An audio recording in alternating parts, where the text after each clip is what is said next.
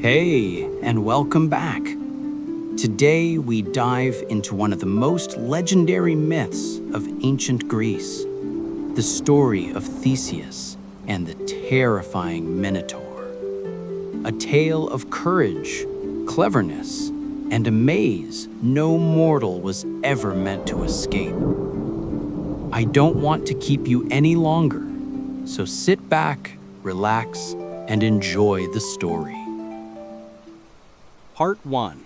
The Curse of Crete. A monster is born.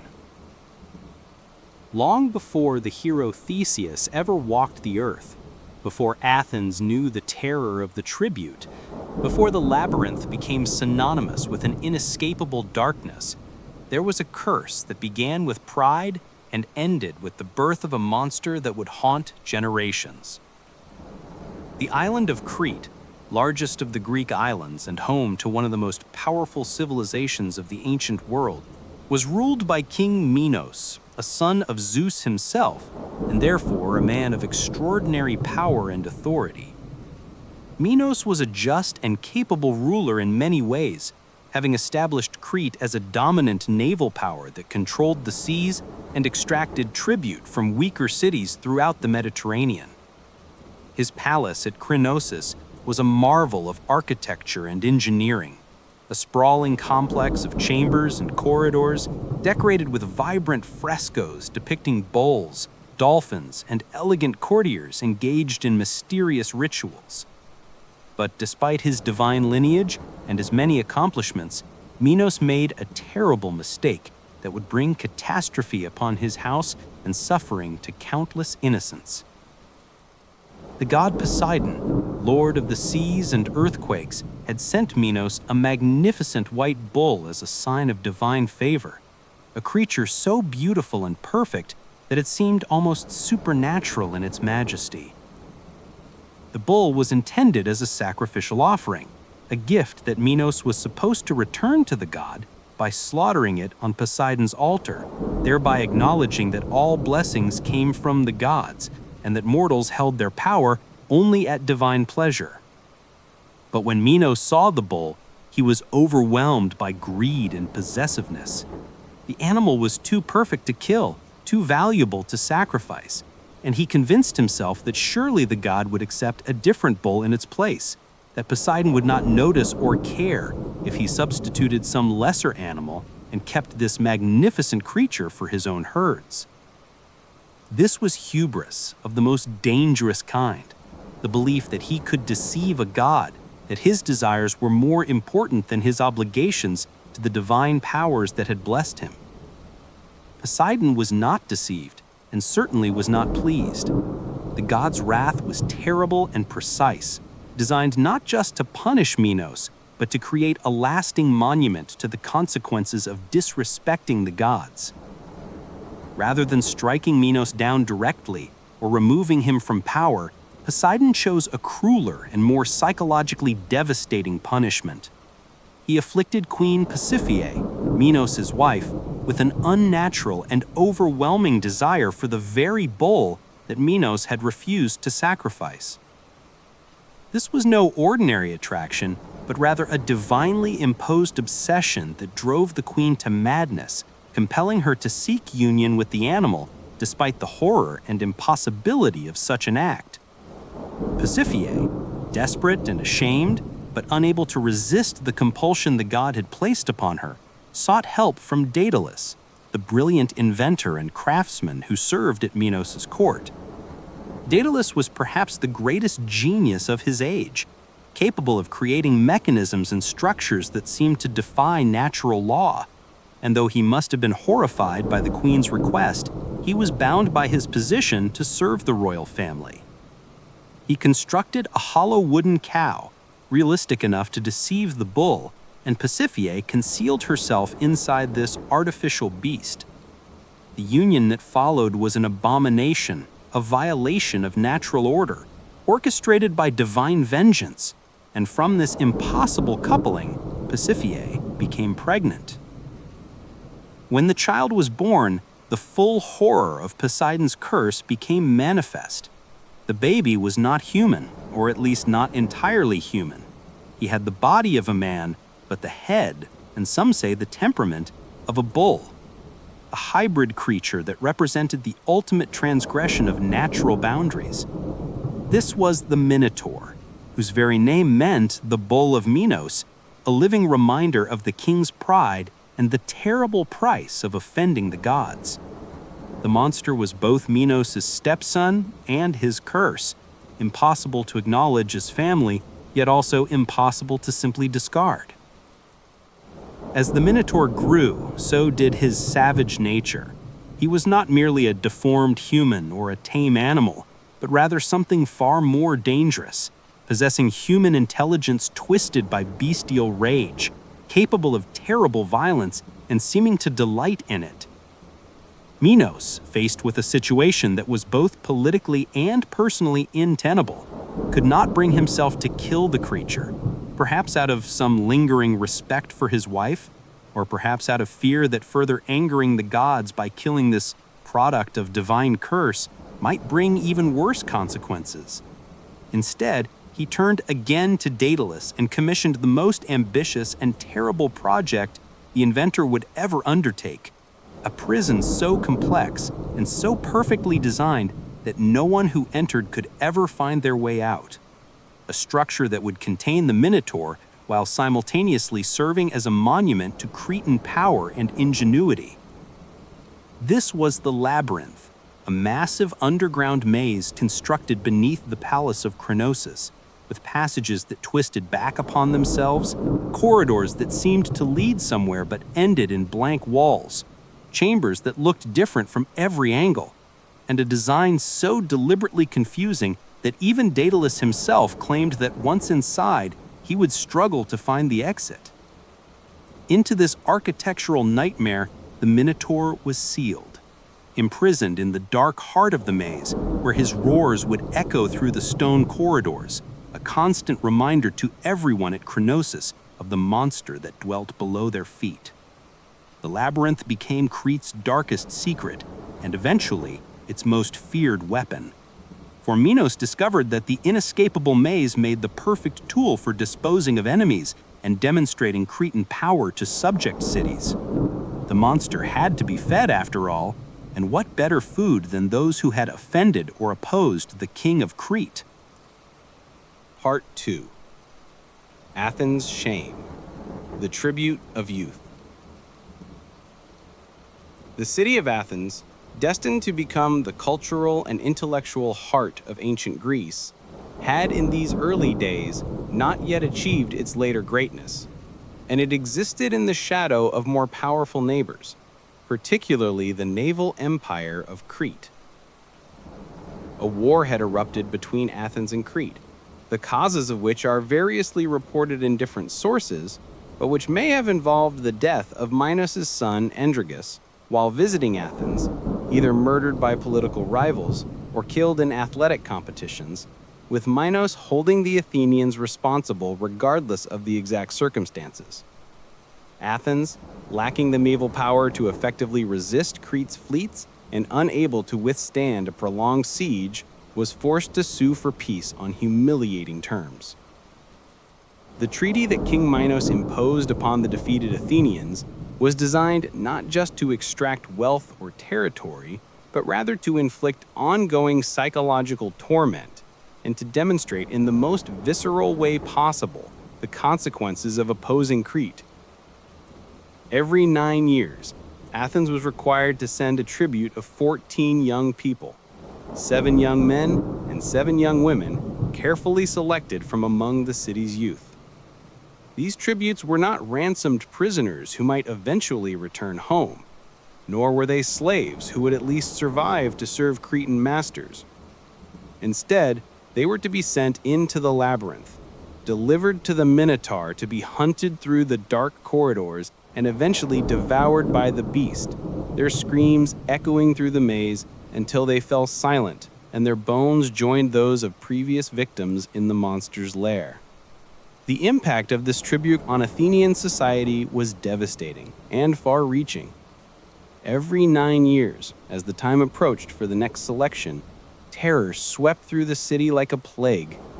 Families with children of the appropriate age lived in constant dread, knowing that their sons or daughters might be chosen, that they might have to watch their beloved children board the black-sailed ship that would carry them to Crete and certain death. The selection process itself was meant to be random, often conducted by lottery to ensure fairness, but this only meant that no family was safe, that wealth or status could not protect anyone from the possibility of loss. The psychological cost was immense, for even those families whose children were not selected carried the guilt of relief that someone else's child had been taken instead. And the entire city was forced to confront its powerlessness and humiliation every time the tribute was demanded.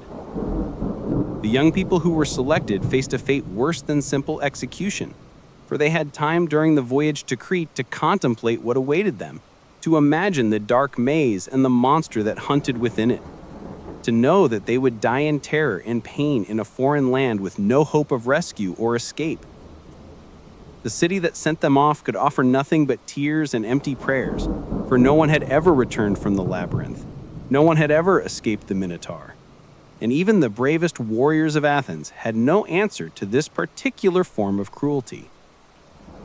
Twice already the tribute had been paid.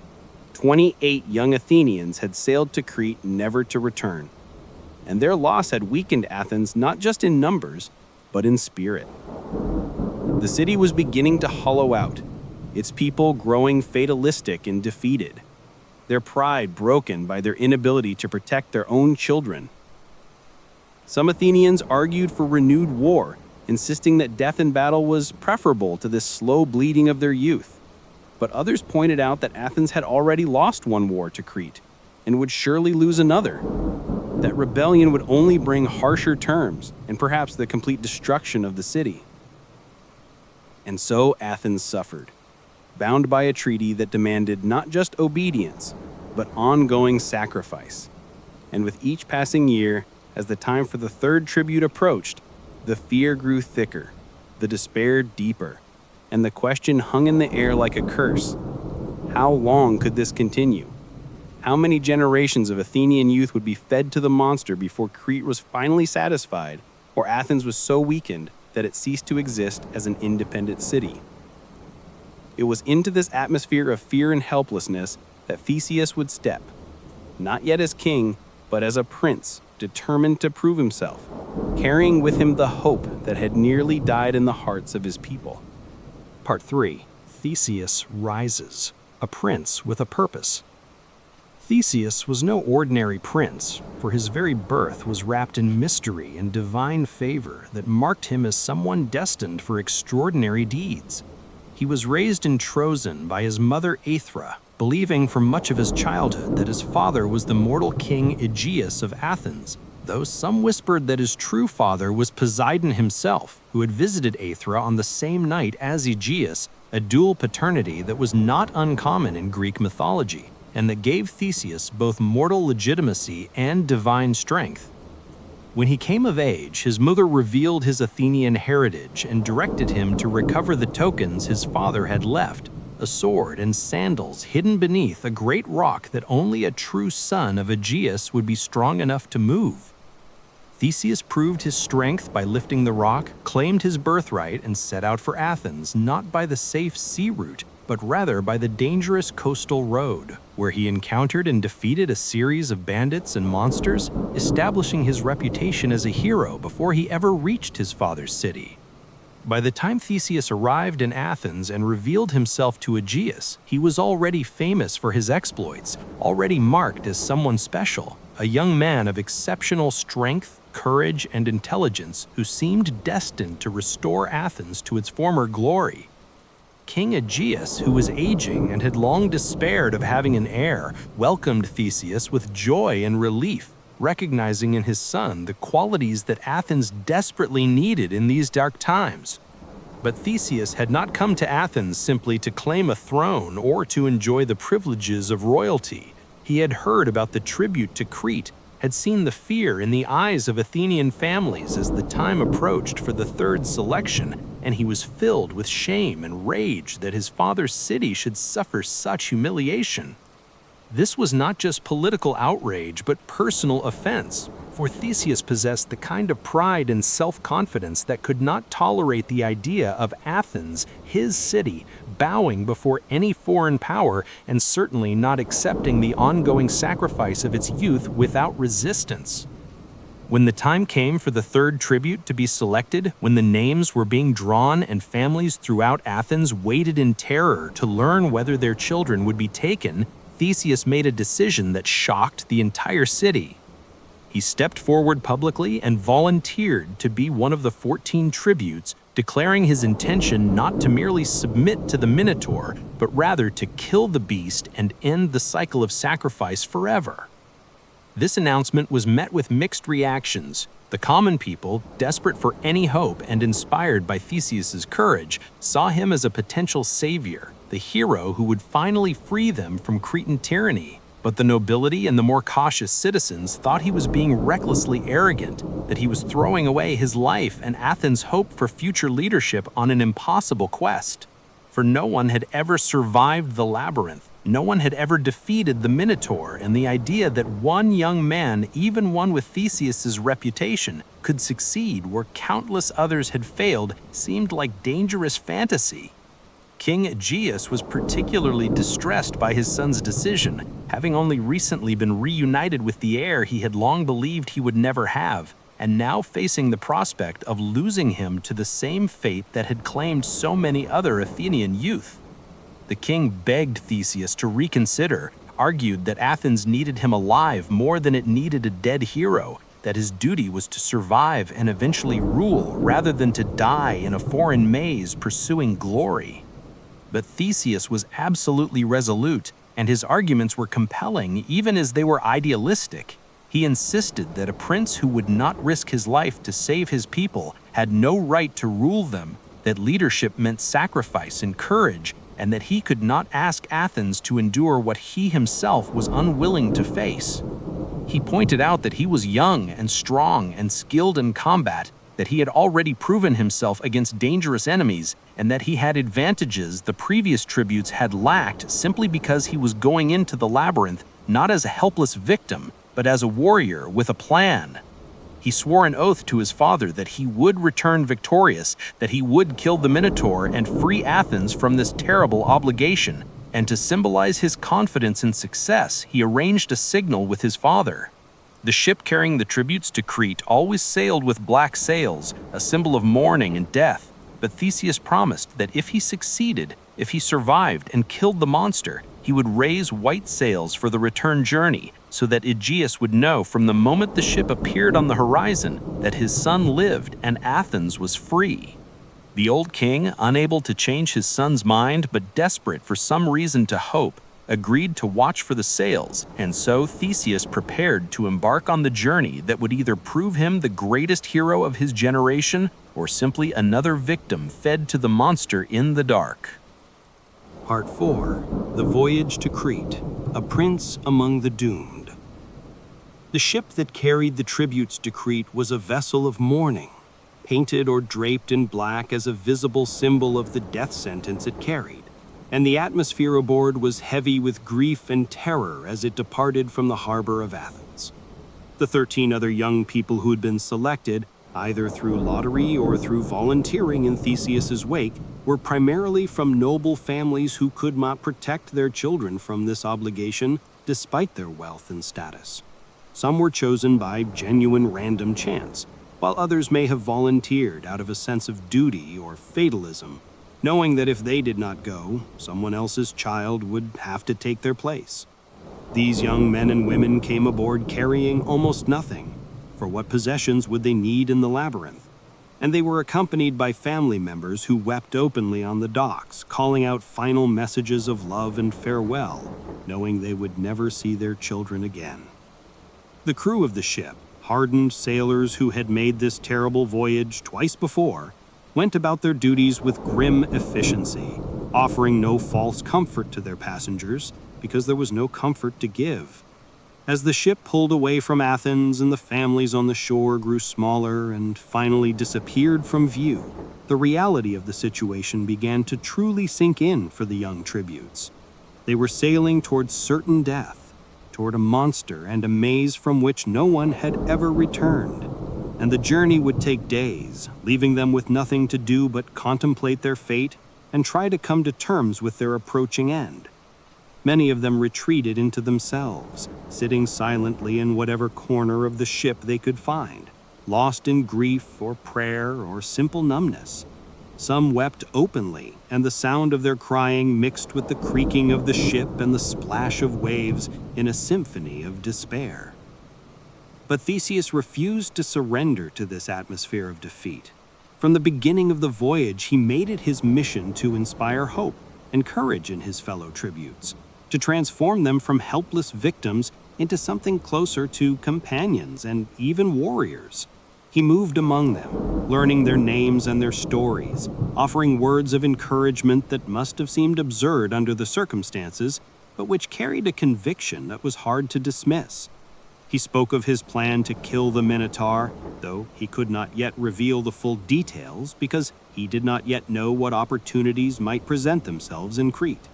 He reminded them that they were Athenian, that their city had produced heroes before and would do so again, that courage in the face of impossible odds was what separated humans from animals. He organized them, assigning roles and responsibilities that gave them something to focus on beyond their fear. He led them in physical training, insisting that they practice combat movements and wrestling holds, that they maintain their strength and coordination rather than allowing despair to weaken them before they ever reached the Labyrinth. At first, some of the tributes resisted his efforts, seeing them as pointless or even cruel, a way of raising false hopes that would make the eventual reality even harder to bear. But gradually, Theseus's confidence and energy began to affect them, and they found themselves drawn into his vision despite their better judgment. They began to train seriously, to discuss strategies for surviving in the maze, to imagine scenarios where they might actually defeat or escape the Minotaur. The atmosphere on the ship shifted subtly but significantly, from one of pure despair to something more complex, a mixture of fear and hope, of acceptance of probable death, but also determination to fight rather than simply surrender. During the voyage, the tributes shared stories about the Minotaur, piecing together what was known and what was rumored about the creature. They had all heard the tales of its origin, the curse that had created it, and the savagery it displayed toward those sent into the Labyrinth. Some said it was intelligent, capable of stalking its prey with cunning and patience, while others insisted it was purely bestial, driven by hunger and rage without any higher reasoning. They debated whether it used weapons or relied solely on its horns and supernatural strength, whether it could see well in the darkness of the maze or hunted primarily by sound and smell. They wondered about the labyrinth itself, trying to understand how it was structured, whether there were patterns to its design that a clever person might discern, or whether it was truly random and constantly shifting, as some of the more terrifying rumors suggested. Theseus listened to all these speculations carefully, absorbing every piece of information, no matter how uncertain, building a mental picture of what he might face and trying to formulate strategies that might give him an advantage. He knew that strength alone would not be enough, that he would need intelligence and careful planning if he was to have any chance of success. He also knew that he needed his fellow tributes to maintain their composure and courage, because panic in the darkness of the labyrinth would doom them all more certainly than any monster. By the time the ship approached Crete, by the time the crew spotted the distinctive outline of the island rising from the sea and the imposing cliffs that protected its harbors, Theseus had achieved a remarkable thing. He had not eliminated the fear that his companions felt, for that would have been impossible and perhaps even unwise, but he had given them something to hold on to, a sense of purpose and possibility that made them more than just passive victims. They had become, in a real sense, his followers, looking to him for leadership and guidance, trusting that if anyone could possibly find a way through the impossible situation they faced, it would be this confident young prince who refused to accept defeat even when defeat seemed absolutely certain. Part 5. Knossos, a palace of beauty and brutality. The Palace of Knossos was unlike anything the Athenian tributes had ever seen, a sprawling complex of buildings and courtyards that seemed to go on forever, constructed with a sophistication and artistry that made even Athens' finest architecture seem primitive by comparison. The walls were decorated with elaborate frescoes and vivid colors that had somehow retained their brightness despite years of sun and weather, depicting scenes of courtly life, religious rituals, acrobats leaping over charging bulls, dolphins swimming through stylized waves, and processions of elegant figures bearing offerings to unseen deities. The palace was built on multiple levels connected by grand staircases and narrow passageways, with columns that tapered in unusual ways and rooms that flowed into one another in patterns that seemed almost deliberately confusing. The whole structure had a labyrinthine quality to it, with corridors that twisted unexpectedly, rooms that could be reached by multiple routes, and a general sense that someone unfamiliar with the layout could easily become lost simply trying to navigate from one section to another. This architectural complexity was not accidental, for the palace itself echoed and perhaps had inspired the design of the labyrinth below, and visitors to Knossos often felt disoriented and unsettled, even in the sunlit courtyards and magnificent halls. When the Athenian tributes were brought before King Minos, they saw a man who embodied the power and cruelty of Crete in equal measure. He was aging but still vigorous, with the bearing of someone accustomed to absolute authority and utterly confident in his right to wield it. He received the tributes not with sympathy or even particular interest, but rather with cold indifference, as though they were not young people facing death, but merely items of tribute, a contractual obligation being fulfilled. He made a brief speech reminding them that this was the consequence of Athens' defeat, that their city had brought this suffering upon itself, and that they should face their fate with dignity rather than complaints. There was no cruelty in his tone, which somehow made it worse, for he spoke as though he were discussing a perfectly reasonable and normal arrangement rather than condemning 14 young people to be devoured by a monster. The queen, Pasiphae, was conspicuously absent from this reception, and the tributes learned from whispered conversations among the palace servants that she had long since retreated from public life, broken by shame and perhaps by madness, after giving birth to the Minotaur. The tributes were given quarters in the palace to await the day when they would be sent into the labyrinth, a grace period that some saw as mercy, but which was really just another form of torture, for it gave them time to fully contemplate their approaching doom while surrounded by the beauty and luxury they would never live to enjoy. During this waiting period, they were treated well enough in terms of basic comfort, provided with food and sleeping arrangements that were certainly better than what they would have received as prisoners, but they were also closely watched to ensure none of them tried to escape or cause trouble. The palace servants who brought them meals and attended to their needs treated them with a mixture of pity and avoidance, as though proximity to the doomed might somehow be contagious. As they waited, the tributes became increasingly aware of the presence of the labyrinth beneath them, for the palace was built directly above portions of the maze, and at night, when the halls were quiet, they could hear sounds rising from below through ventilation shafts and gaps in the stonework. These were the roars and bellows of the Minotaur, primal sounds of rage and hunger that seemed to make the very walls vibrate, reminding everyone in the palace that beneath the beautiful frescoes and elegant architecture lived something monstrous, something that existed in permanent fury and pain, waiting to be fed.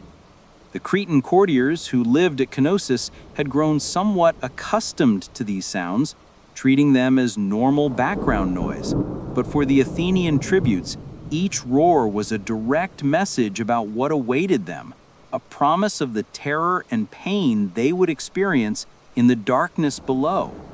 Theseus used this waiting period to observe everything he could about the palace and its inhabitants, looking for any advantage, any piece of information that might prove useful when the time came to enter the labyrinth. He noted the positions of guards, the patterns of movement through the palace corridors, the locations of weapons or tools that might be accessible. He spoke politely but carefully to anyone who would engage with him, trying to learn about Cretan customs and particularly about anything related to the labyrinth or the Minotaur. Most people refused to discuss these topics, made uncomfortable by questions about something they prefer not to think about. But Theseus persisted, gathering fragments of information that might eventually prove valuable. He also noticed that he was being watched with particular interest by someone in the royal family. A young woman who appeared in doorways or at the edges of courtyards, her gaze fixed on him with an intensity that went beyond mere curiosity. This was Ariadne, King Minos' daughter, and though Theseus did not yet know it, she would prove to be the key to everything that followed, the factor that would transform his impossible quest into something that at least had a chance of success. Part 6. Ariadne's Heart, Love Born in the Shadows.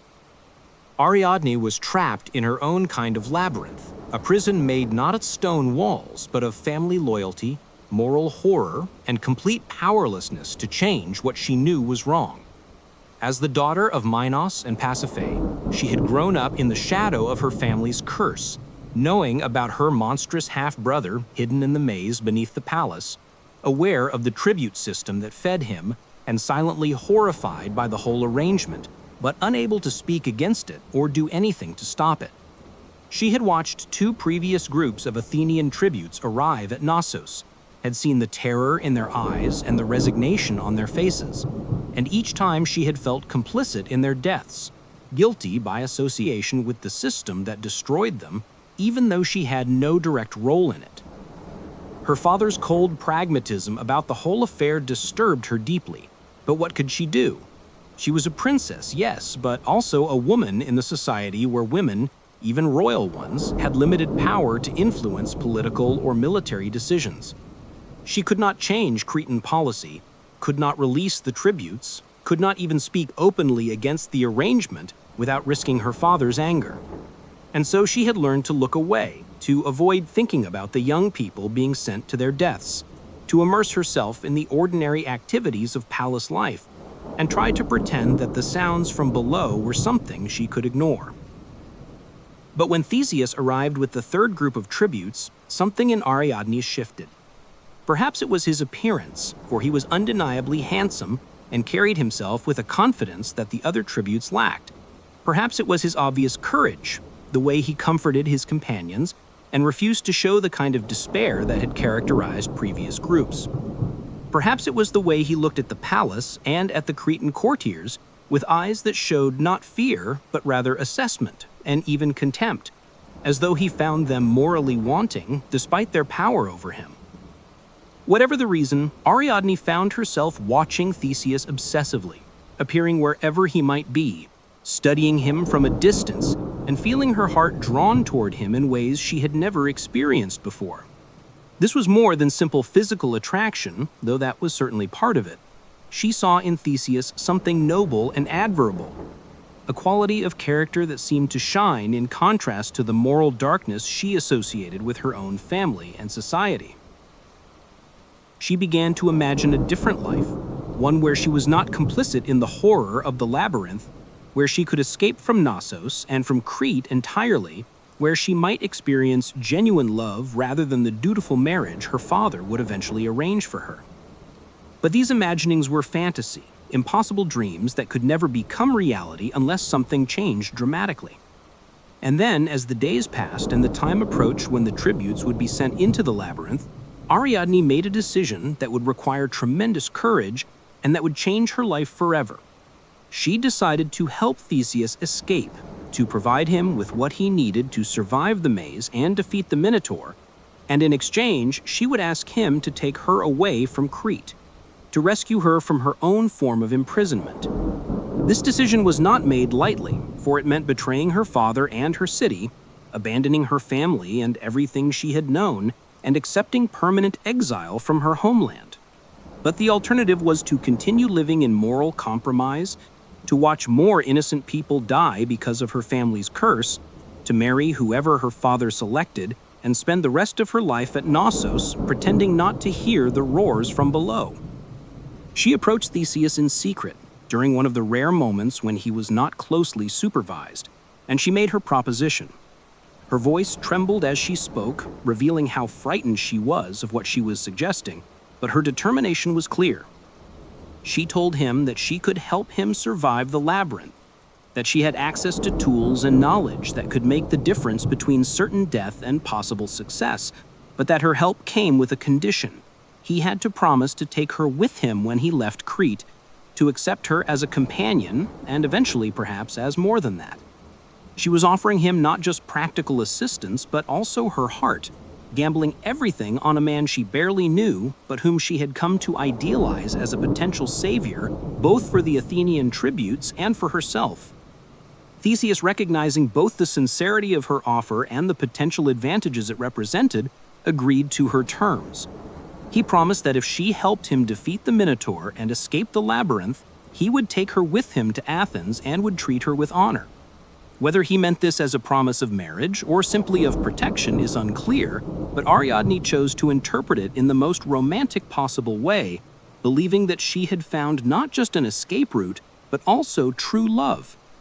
She provided him with two critical tools, both of which had been suggested to her by Daedalus himself, the brilliant inventor who had built the labyrinth, and who perhaps felt some guilt about the uses to which his creation had been put. The first was a sword, a weapon sharp enough to penetrate the Minotaur's hide and strong enough to withstand the force of combat with such a powerful creature. This sword was hidden among the tribute's meager possessions, disguised or overlooked by the guards who had grown careless about searching people they assumed were as good as dead. The second tool was simpler but ultimately more important, a ball of thread, the kind used for weaving, ordinary in every way except for what it represented. Ariadne explained to Theseus the most important truth about the labyrinth, the fact that had doomed every previous person sent into its depths. The maze was not designed to kill people directly, but rather to make escape impossible, to ensure that even if someone somehow managed to defeat the Minotaur, they would still die lost in the endless corridors, unable to find their way back to the entrance. But with the thread, Theseus would have a way to mark his path, to maintain a literal connection to the outside world, no matter how deep into the maze he traveled. He could tie one end at the entrance, unroll the thread behind him as he walked, and then follow it back to freedom once his task was complete. It was such a simple solution that previous tributes might have thought of it themselves if they had been given time to plan and access to materials. But none of them had entered the labyrinth expecting to survive, or with any real strategy beyond trying to avoid the monster for as long as possible. Ariadne's gifts transformed Theseus from a doomed sacrifice into someone with at least a fighting chance. And in her trembling hands as she passed him these tools lay not just his hopes, but her own dreams of escape and love and a new life far from the shadows of Knossos. Part 7. Entering the Labyrinth, a maze without mercy. The night of the sacrifice arrived with all the ceremony and ritual that Cretan tradition demanded, transforming what was essentially murder into something that could be presented as a religious obligation or a just punishment for past offenses. The 14 Athenian tributes were dressed in white robes, the traditional garments for sacrificial victims, and led in procession through the palace corridors toward the entrance of the labyrinth. Torches lit the way, casting flickering shadows on the painted walls, and priests chanted prayers to gods who either did not care or actively endorsed what was about to happen. The Cretan courtiers watched from doorways and balconies, their faces showing a mixture of fascination and discomfort. For while the tribute system served Cretan interests, witnessing its implementation was another matter entirely. King Minos presided over the ceremony from a raised platform, his expression severe and unmoved, while Ariadne stood among the other members of the royal family, her face carefully neutral despite the turmoil she felt inside, knowing what she had done and what she hoped would happen as a result. The entrance to the labyrinth was a massive stone doorway set into the foundation of the palace, descending into darkness that the torchlight could not fully penetrate. Looking through that opening was like staring into an abyss, and the tributes could feel cold air flowing up from below, carrying with it the smell of old stone and something else, something organic and disturbing that might have been the scent of the Minotaur itself, or perhaps just the accumulated remains of its previous victims. The doorway was large enough that several people could enter at once, but it opened onto a corridor that quickly branched and divided, beginning the confusion and disorientation that characterized the entire structure. The Minotaur's roar echoed up from somewhere deep in the maze, a sound that seemed to come from everywhere and nowhere at once, impossible to locate or use as guidance. One by one, or in small groups, the tributes were sent through the doorway, and as each one crossed that threshold, they disappeared into shadow as completely as if they had been swallowed by the earth itself. Theseus was the last to enter, having positioned himself to bring up the rear, both to show courage and to ensure privacy for what he was about to do. As he stepped through the entrance, he carried Ariadne's ball of thread concealed in his robes and her sword hidden beneath his cloak. The guards who stood at the doorway to ensure no one tried to flee back out paid him no particular attention, for they had seen dozens of tributes enter over the years and none had ever come back out, and they had no reason to think this group would be any different. The moment Theseus crossed the threshold and the darkness of the labyrinth surrounded him, the full reality of what he faced became clear. This was not merely a building or even a particularly complex structure, but rather something that seemed designed to break the human spirit, to create a psychological experience that was as destructive as any physical danger. The corridors were wide enough to walk through, but narrow enough to feel constrictive. And they were tall enough that Theseus could not touch the ceiling, creating a sense of being at the bottom of a shaft or well. The walls were smooth stone that gave no handholds or distinguishing features, nothing that could serve as a landmark or reference point. The darkness was not quite absolute, for there were occasional shafts or openings that allowed dim light to filter down from above, but these were irregularly spaced and created more shadows than illumination, making it even harder to see clearly. The acoustics were strange and disturbing, with sounds echoing and distorting in ways that made it impossible to determine their source or distance. And the Minotaur's roar seemed to come from multiple directions simultaneously. Theseus quickly found a crack in the stone near the entrance and secured one end of the thread there, making sure it was firmly anchored and would not pull loose. Then he began to walk deeper into the maze, unrolling the thread behind him as he went, keeping it taut enough that it would not tangle or create slack that might catch on something. He moved slowly and deliberately, examining each intersection and branching corridor, trying to understand if there was any pattern or logic to the design. What he discovered was both fascinating and terrifying. The labyrinth seemed to have been constructed with a deep understanding of human psychology, with corridors that looked promising but led to dead ends, with passages that seemed to go in circles, bringing you back to places you had been before but approached from different angles so you might not recognize them, with chambers that had multiple exits, making it impossible to remember which one you had entered through. Even with the thread guaranteeing his ability to return to the entrance, Theseus found himself becoming disoriented, struggling to maintain his sense of direction and distance. The darkness pressed in on him, and the silence between the Minotaur's roars was almost worse than the sound itself. For in that silence, his imagination filled the void with terrors. He thought of the previous tributes who had entered this maze, how they must have stumbled through these same corridors in growing panic, how they probably scattered and become separated from one another, how they had eventually encountered the Minotaur either singly or in terrified groups, and how their screams had echoed through the stone before falling silent forever. He wondered if their bones were still here somewhere, lying in forgotten corners or piled in the monster's lair. The thread behind him grew longer and longer as he descended deeper into the labyrinth, marking his progress into the heart of the maze, toward the center where logic and previous patterns suggested the Minotaur would be waiting. His grip on the sword tightened, his senses straining to catch any sign of the creature before it caught him, for in this environment, the advantage would go to whoever detected the other first. And the Minotaur had spent its entire life in this darkness, while Theseus was a newcomer struggling to adapt to conditions he had never experienced before. Part 8. The Duel in the Dark, Man versus Monster.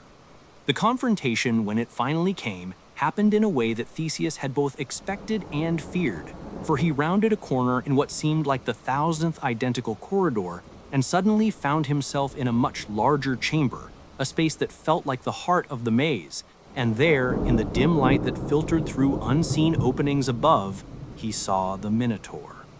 The creature was even more horrifying than the stories had suggested, for descriptions could not fully capture the wrongness of seeing a being that was simultaneously human and animal, that violated the natural boundaries between species in a way that the mind struggled to process. The body was that of an enormous man, taller and more heavily muscled than any human Theseus had ever seen, with strength that was clearly supernatural in its degree. But rising from those massive shoulders was the head of a bull, not stylized or partially human, but rather fully bestial, with horns that curved wickedly from its skull, with nostrils that flared as it caught Theseus's scent, with eyes that gleamed with an intelligence that was more disturbing than mere animal rage would have been. The Minotaur saw Theseus the same moment Theseus saw it, and for a handful of heartbeats, they simply stared at one another, predator and prey, evaluating each other across the chamber. Then the creature let out a roar that shook dust from the ceiling and charged with a speed that seemed impossible for something so large. Theseus barely had time to dive aside, rolling across the stone floor as the Minotaur's horns crashed into the wall where he had been standing with enough force to crack the stone. The battle that followed was brutal, desperate, and unlike anything Theseus had experienced in his previous fights with bandits and monsters, for this opponent combined supernatural strength with the cunning of something that had hunted in this environment for years and knew every advantage the darkness and the confined space could provide. The Minotaur attacked with its horns, with massive fists that could crush bone, with savage kicks, and even with its teeth, biting at Theseus whenever he got close. Theseus fought back with his sword, slashing and stabbing whenever an opening appeared, but the creature's hide was thick and its movements surprisingly quick, making it difficult to land solid blows. The chamber echoed with the sounds of combat, the clang of the sword against the Minotaur's horns when Theseus used the blade to deflect charges, the scrape of claws against stone, the heavy impact of bodies colliding, and the labored breathing of both combatants as the fight continued. Theseus quickly realized that strength alone would not win this battle, for the Minotaur was simply too powerful and too durable to overcome through straightforward combat. He needed to use his intelligence, to fight smarter rather than harder, to turn the environment itself into a weapon.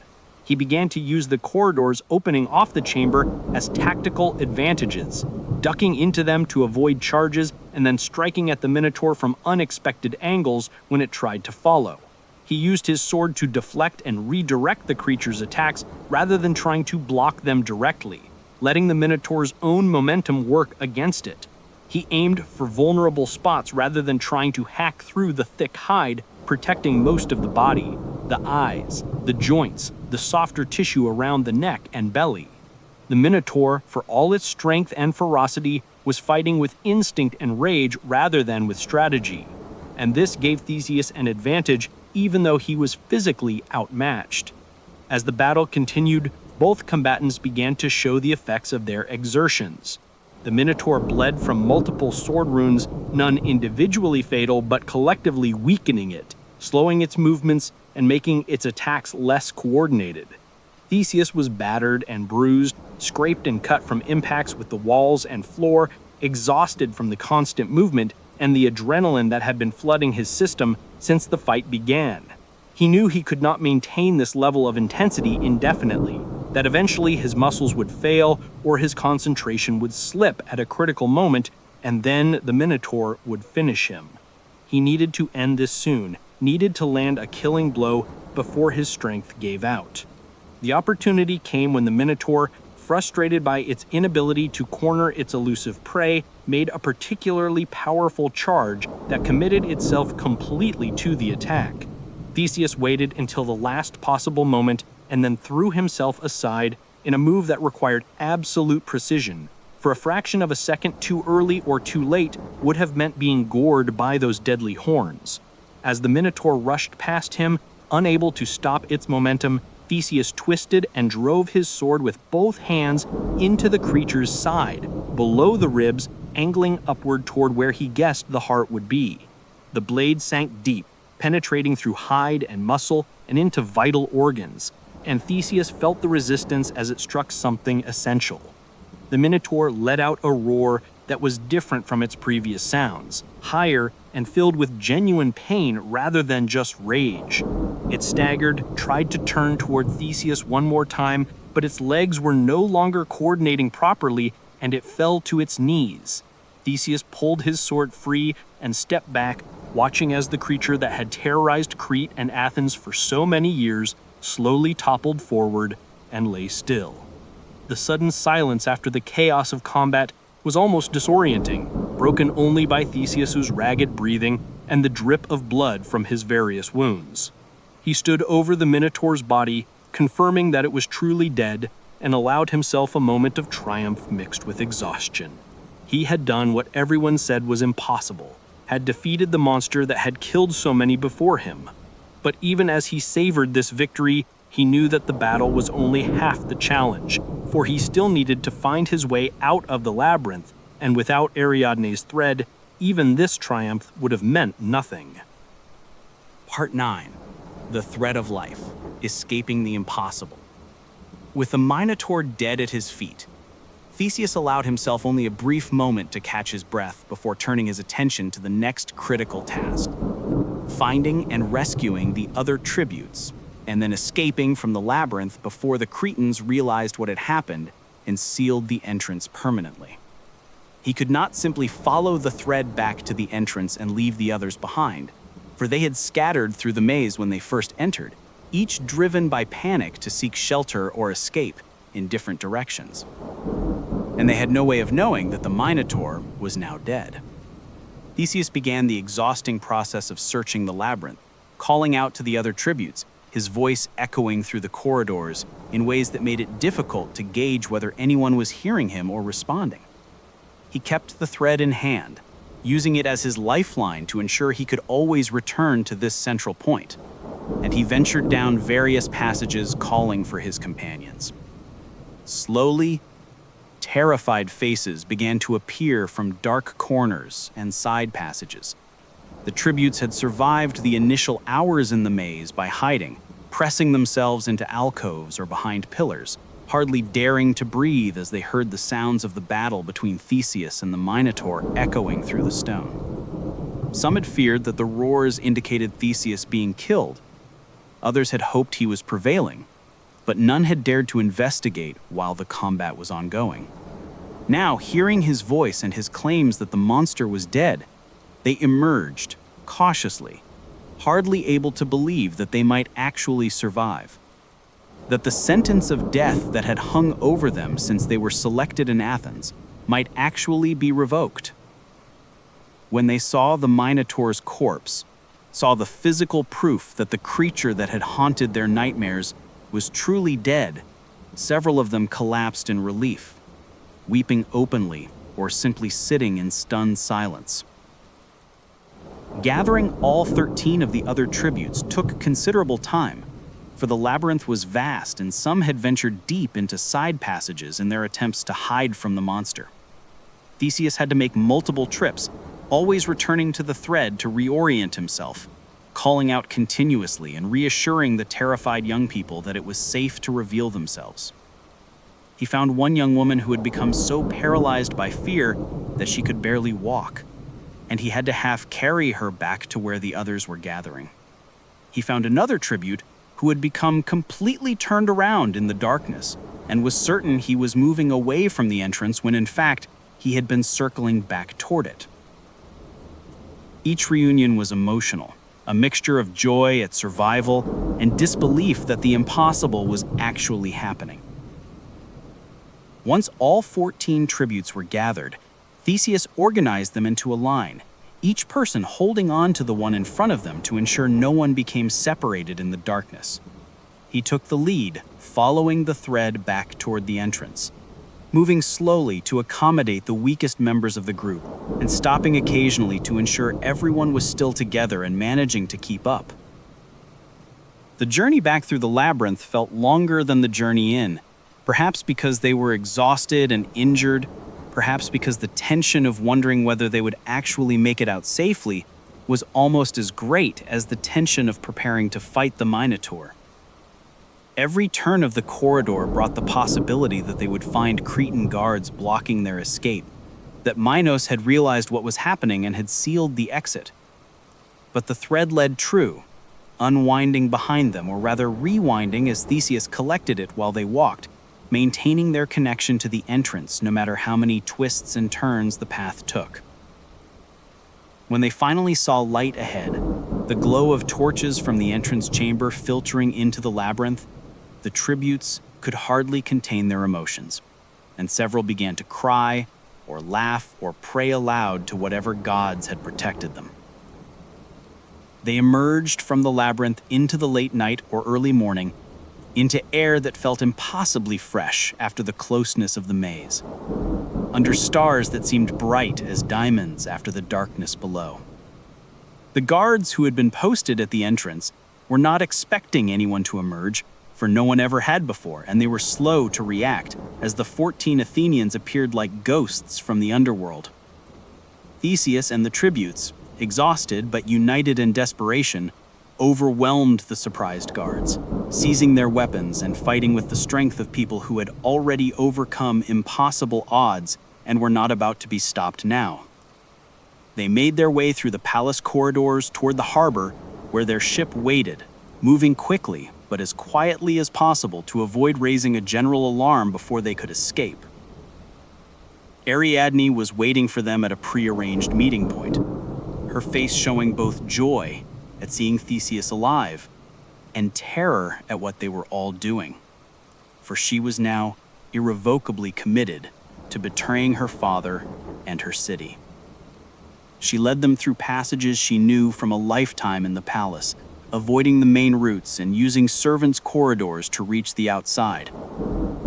By the time King Minos was awakened with the news that the tributes had escaped and killed the Minotaur, Theseus and his companions were already aboard their ship, raising the sails and pulling away from the harbor under cover of darkness, with Ariadne standing beside Theseus, looking back at Crete and forward toward whatever future awaited her in Athens, the island of her birth slowly disappearing into the night. Part 10, The Return Voyage, Love, Loss, and a Prince's Burden. The immediate aftermath of the escape was jubilant, with the Athenian tributes hardly able to believe that they were alive and free, that the death sentence that had hung over them had been lifted through Theseus's courage and Ariadne's aid. As the ship moved away from Crete, putting distance between them and any potential pursuit, they celebrated with tears and laughter, embracing one another and praising Theseus as a savior and hero. The prince himself was exhausted from the battle and the escape, his body marked with bruises and cuts from his fight with the Minotaur, but his spirit was elevated by the success of his mission and by the knowledge that he had freed Athens from the terrible tribute that had plagued it for so long. Ariadne stood somewhat apart from these celebrations, feeling both included and excluded, for while she had played a crucial role in the escape, she was still a Cretan princess, the daughter of the very man who had imposed the tribute on Athens, and she was not entirely sure how she would be received when they reached Athens or what her relationship with Theseus would become once they left the heightened emotions of their desperate escape behind. During the voyage, Theseus and Ariadne spent time together, speaking of their hopes for the future, and she allowed herself to believe that the promises he had made in Knossos, the implicit understanding that he would make her his queen, would be honored once they reached Athens. But the dynamics between them were complicated by circumstances, and perhaps by aspects of Theseus's character that would only become apparent over time. He was grateful to her certainly, and he may have felt genuine affection or even love in those intense moments in Crete when she represented hope and salvation, but whether that feeling would survive the transition to ordinary life was unclear. The ship made stops at various islands along the route back to Athens, taking on fresh water and supplies, and at one of these stops, on the island of Knossos, something happened that would become one of the most controversial and debated episodes in Theseus's entire story. When they prepared to depart from Knossos after a brief rest on the shore, Ariadne was not aboard the ship. She was left behind on the island alone and abandoned by the man she had saved and to whom she had given everything. The exact circumstances of this abandonment have been told differently by different sources, and the truth is difficult to determine. Some versions claim that Theseus deliberately abandoned Ariadne, that he had decided she would be a political liability in Athens, or that his feelings for her had cooled once the immediate danger was past, and that he simply sailed away while she slept on the shore, a betrayal of stunning cruelty toward the woman who had made his triumph possible. Other versions present the abandonment as accidental, suggesting that Theseus went ahead to the ship to prepare for departure and became distracted with navigational issues or weather concerns, and that by the time he realized Ariadne was not aboard, the ship had already left the harbor and could not easily return. Still, other versions invoke divine intervention, suggesting that the god Dionysus appeared to Theseus in a dream or vision and commanded him to leave Ariadne behind because the god had claimed her for himself, that this was fate or divine will and not Theseus's choice at all. What is clear is that Ariadne awoke on Naxos to find herself alone, with the ship carrying Theseus and the Athenians already disappearing over the horizon, and her grief and rage at this abandonment were profound. She had sacrificed everything for Theseus, had betrayed her family and her city, had made herself an exile with no hope of return to Crete, and now she found herself abandoned on a strange island with nothing and no one. The myths tell us that her story did not end in tragedy, for Dionysus, the god of wine and ecstasy and transformation, found her weeping on the shore and was moved by her beauty and her sorrow. The god made her his bride, elevating her to divine or semi-divine status and granting her a form of immortality, making her the queen of his followers and giving her a life of honor and joy that more than compensated for Theseus's betrayal. Some versions suggest that Ariadne even bore Dionysus children, who became heroes or divine figures in their own right, and that she was eventually placed among the stars as the constellation Corona Borealis, eternally honored by the gods. But whatever consolation Dionysus provided, the fact remained that Theseus had abandoned the woman who had saved him, and this act would stain his reputation and perhaps his conscience for the rest of his life. As the ship continued toward Athens, Theseus was troubled and distracted, whether by guilt over Ariadne or by other concerns. His mind was filled with thoughts of what awaited him in Athens, of how his father would react to his survival, and to the news that the Minotaur was dead and the tribute was ended. In this distracted state, caught between triumph and guilt, between joy at returning home and sorrow over what had happened on Naxos, Theseus made a fatal error. He forgot to change the ship's sails from black to white, forgot the signal he had arranged with his father to indicate success. The black sails that had marked the ship as carrying tributes to their deaths remained in place as the vessel approached Athens, visible from the shore long before the ship itself entered the harbor. Part 11. Aegeus's Fall, a Tragedy upon Triumph. King Aegeus had spent the time since his son's departure in a state of constant anxiety. Unable to focus on the normal business of kingship, spending his days staring out at the sea and watching for any sign of the returning ship. He had tried to maintain hope, tried to believe that Theseus's confidence was justified, and that his son would actually accomplish what no one else had ever achieved. But as the days passed and the expected time of return approached, his hope began to fade, and his fear grew stronger. Every day he climbed to a high point overlooking the harbor, a cliff or a tower, depending on which version of the story one follows, and scanned the horizon for the ship that would bring his son home or confirm his death. He remembered the agreement they had made, the signal of the white sails that would tell him from the first moment the ship appeared that Theseus lived, and he clung to this as the only thing that could give him immediate reassurance when the ship finally appeared. When he finally saw the ship approaching in the distance, his heart must have leaped with a mixture of hope and dread, and he strained his old eyes to make out the color of the sails, the detail that would tell him everything he needed to know.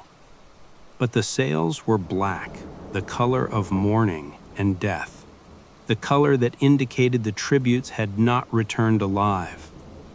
Aegeus, seeing those black sails and believing they meant that Theseus was dead, that his only son and heir had been killed by the Minotaur just like all the other tributes, was overcome by grief so profound that he could not bear to continue living.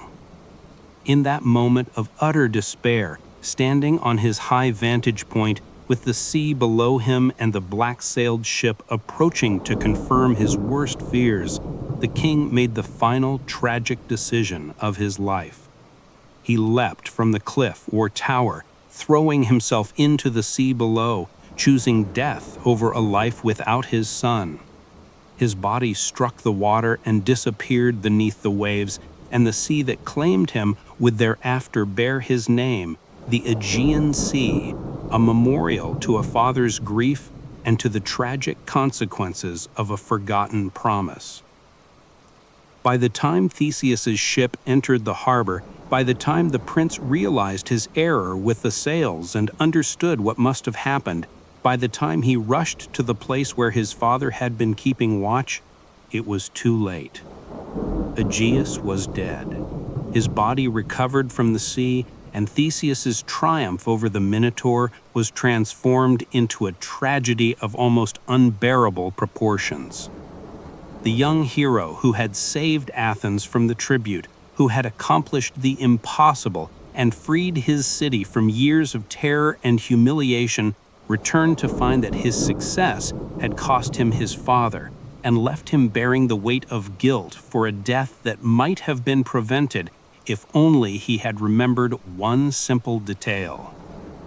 The other tributes and their families rejoiced at the return of their children, and Athens as a whole celebrated the end of the tribute and the death of the Minotaur.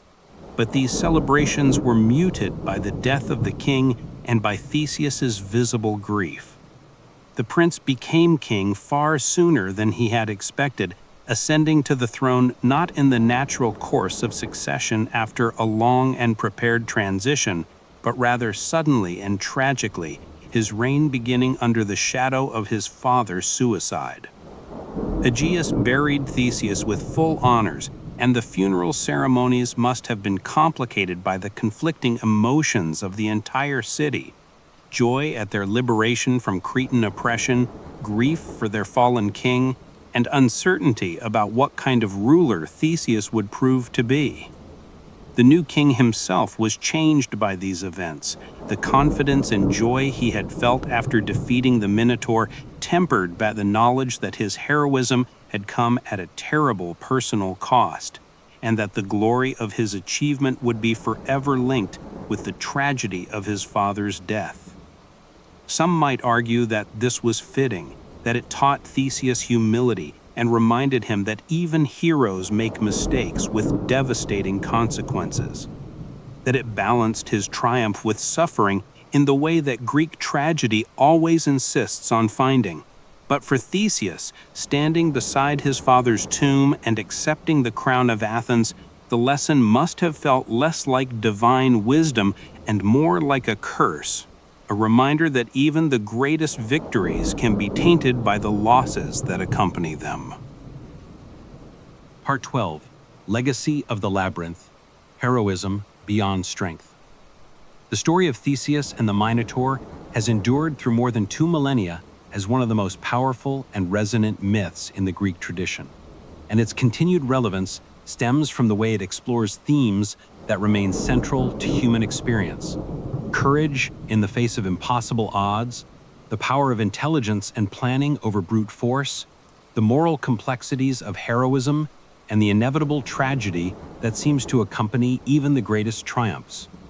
At its most straightforward level, the story is about a young hero who volunteers to face a monster that has terrorized both his city and a foreign land, who enters an inescapable maze armed with courage and clever tools, who defeats an opponent that should have been unbeatable, and who emerges victorious to free the innocent from ongoing suffering.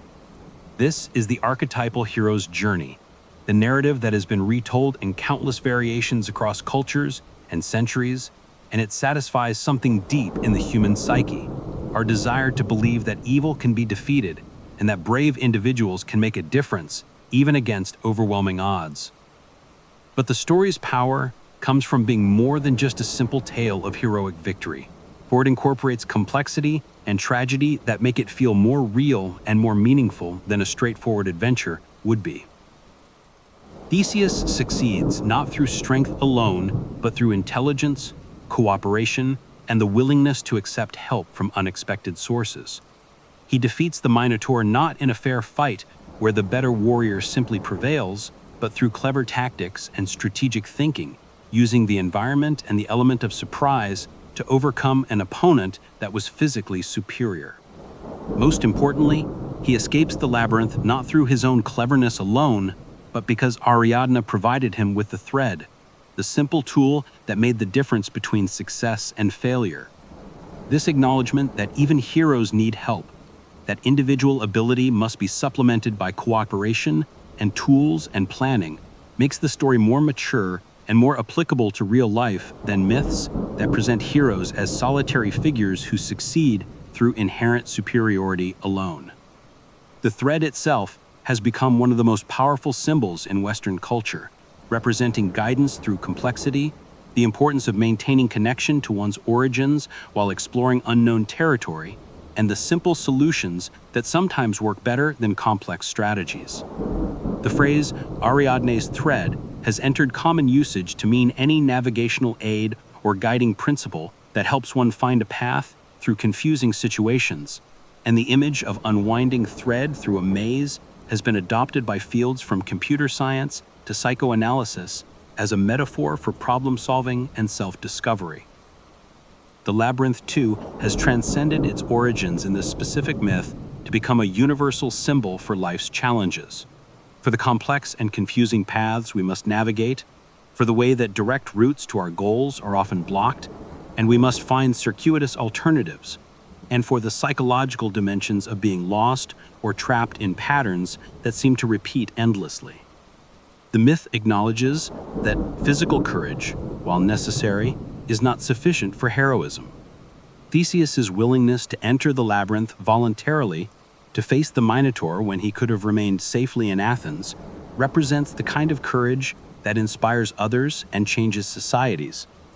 But the myth also shows that courage without wisdom leads to nothing but brave corpses, that all the courage in the world would not have saved Theseus if he had not had the intelligence to accept Ariadne's help and to use her tools effectively. The story suggests that true heroism requires a balance of qualities: physical prowess, moral courage, intellectual ability, and the humility to accept assistance and acknowledge that we cannot succeed entirely on our own. The darker elements of the story, particularly the abandonment of Ariadne and the death of Aegeus, remind us that even successful heroes inflict costs and make mistakes with real consequences. Theseus achieved his primary goal of killing the Minotaur and freeing Athens from the tribute, but his treatment of Ariadne, whether deliberate betrayal or careless accident, represents a moral failure that complicates our assessment of his character. His forgotten promise to change the sails, the error that led directly to his father's death, shows that even heroes can fail in small ways that have enormous consequences, that distraction or exhaustion or grief can cause us to overlook critical details that we fully intended to remember.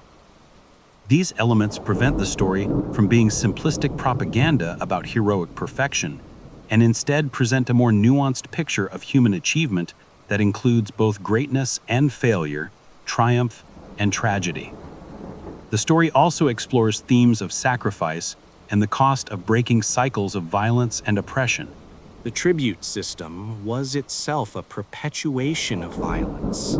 Minos punishing Athens for past offenses by imposing ongoing suffering on innocent young people who had nothing to do with whatever crime had been committed.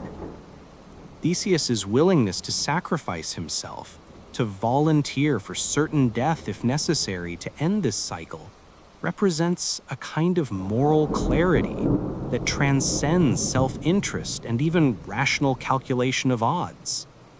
He chose to risk everything on the slim chance that he might succeed where others had failed. And while this worked out in the myth, it's worth noting that in reality, such choices often do end in failure and death, that courage does not always lead to victory, and that the tribute system might have continued if Theseus had simply been killed like all the previous tributes. The fact that he succeeded does not diminish the courage of those who failed before him, for they faced the same monster in the same maze with far less preparation and no hope of escape even if they somehow won. The legacy of Theseus and the Minotaur extends beyond the specific story to influence countless later works of art, literature, and philosophy.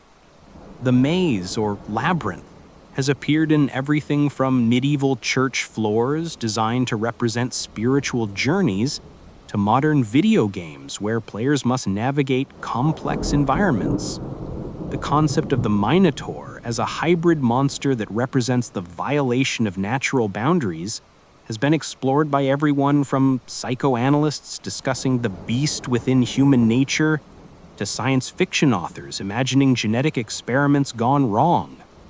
The thread, as a navigational or problem-solving tool, appears throughout mathematics and computer science as a fundamental concept for traversing complex systems.